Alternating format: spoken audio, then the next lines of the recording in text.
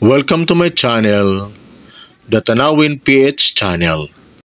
Sa bidyong ito ipapakilala ko sa inyo ang ilan sa mga magagandang tanawin sa bayan ng Mariveles sa probinsya ng Bataan, tanawing dinarayo at kinaiiwilihan ng mga tao hindi lang ng mga taga Bataan kundi maging sa mga karatig probinsya. Kaya samahan niyo ako at panoorin natin, tara na guys. Ang Mariveles ay matatagpuan sa pinakatimog na bahagi ng Bataan, isang bayang napapalibutan ng dagat at kabundukan. Sa videong ito, ipapakilala ko sa inyo ang ilang magagandang pasyalan ng Mariveles. Tara, samahan niyo ako!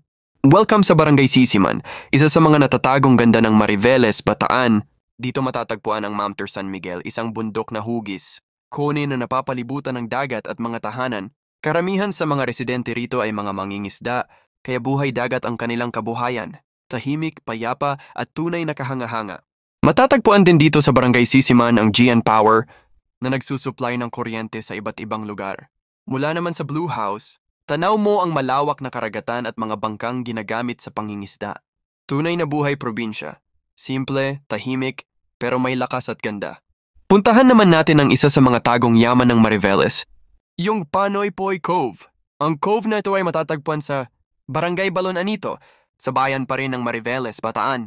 Dinarayo ito ng mga turista at mga lokal dahil sa kakaibang ganda ng paligid. Sa halip na karaniwang damo, makikita mo rito ang damuhang kulay asul.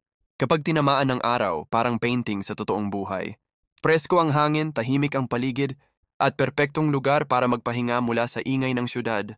Mula rito, tanaw mo rin ang mga baybayin ng Mindoro, Cavite at Batangas. Sa Panoy Poy Cove, mararamdaman mo ang tunay na kagandahan ng kalikasan at katahimikan ng simpleng pamumuhay.